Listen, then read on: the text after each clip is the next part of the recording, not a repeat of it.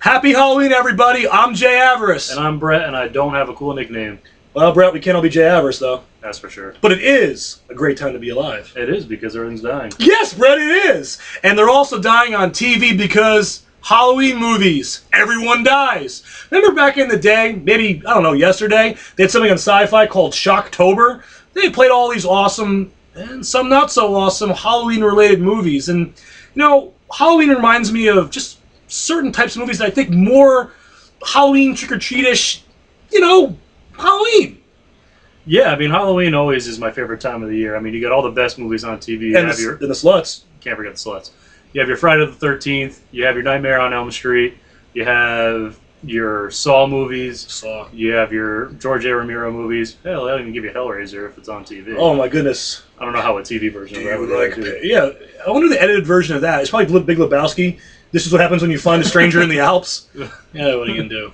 But, you know, yeah, the Saw movies, they're cool. It's like, you know, like just torture stuff. But it's synonymous now with Halloween because they only roll like a movie out every friggin' year. I mean, I don't think they've been doing it. Maybe I know they didn't do it this year. Maybe not last year either. It's only way you can kill people. I mean, especially when they first started going, the first and the second one, I'll even give you up to the fourth one, were all actually pretty good movies. I've always been into the whole gore thing. It was nice watching Donnie Wahlberg die. That is always a positive. But yeah, I mean, it was just one of those series where they just beat the dead horse. They beat the dead horse way too much. I mean, what is there, 7 of them, 8 of them? I don't know, but can you say the same thing for the Land of the Dead series? I mean, how many of those? 6 or 7? Well, yeah, there is a lot of the Dead movies, but I mean, they're all different. I mean, they all have their own different storylines. Like Dawn of the Dead is different than Day of the Dead, as well as it's different of Night of the Living Dead. There was a heck of a social commentary too in the mall and things like that with all the zombies. Oh, well, I'm assuming you're talking about Dawn of the Dead. Correct. Yeah, I mean, that was just especially the remake too was actually even better. If fast zombies like the Dawn of the Dead happen right now, we're all fucked. We're all going to die horribly, horribly. Yes. Pork rind? Pork rind. Yeah. Yeah. But not talking about zombies and just horrible death. For me, I always like the Evil Dead series. I love the Evil Dead series. It's one of my favorite, if you want to call it, trilogies of all time.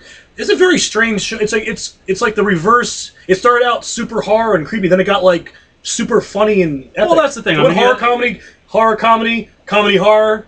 Bruce Campbell, Boomstick. Well, in the first Evil Dead movie, it was I don't want to say very serious, but it was a generally serious for the time. Obviously, they didn't have this bunch of CGI like they have now. Practical effects will always be better than CGI effects. It will be, and you know what? On that. And the first Evil Dead movie was, you know, I don't think it was meant to be taken as a joke. There were some parts that just really creeped you out. It was gory. It was awesome. And then at some point in Evil Dead 2, the blood squirting out of the friggin' sides. It just took a left turn out of nowhere, and it just became something completely different. And normally I would talk about how stupid of an idea that is, but it worked. For whatever reason with Evil Dead, it just worked. And then, I mean, they even continued in the third one, An Army of Darkness. And that's my favorite one. I love that movie. I love Army of Darkness. You can quote the movie forever. And speaking of like left turns, and here's an interesting fact too.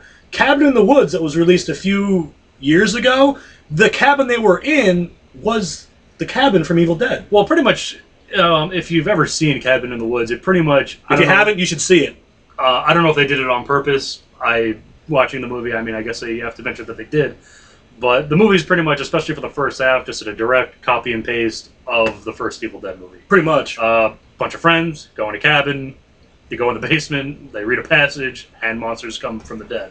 If that's not a direct rip of Evil Dead, I don't know what is. Or every other horror movie. Yeah, but I mean, and that's a good point. I mean, it started off as Evil Dead, and as the movie went on, I mean, you had a Pinhead character later on. Oh, the guy that was with the weird I mean, they eventually just wound up ripping off of everything. Good movie, though. It was all right. And that's, again, another movie that just took a left turn out of nowhere. Turns out Sigourney Weaver pops up out of nowhere. Ellen Ripley, she's always welcome in any movie. But, you know, folks, there's a lot to choose from right now. Some good, some bad, but it's all tongue-in-cheek. I mean, if you want to get destroyed by a bunch of zombies or random friggin' axe murderers, this is the time to watch some TV. So, again, have fun with it.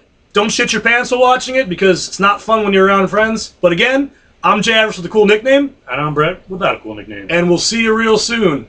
Keep it Owen.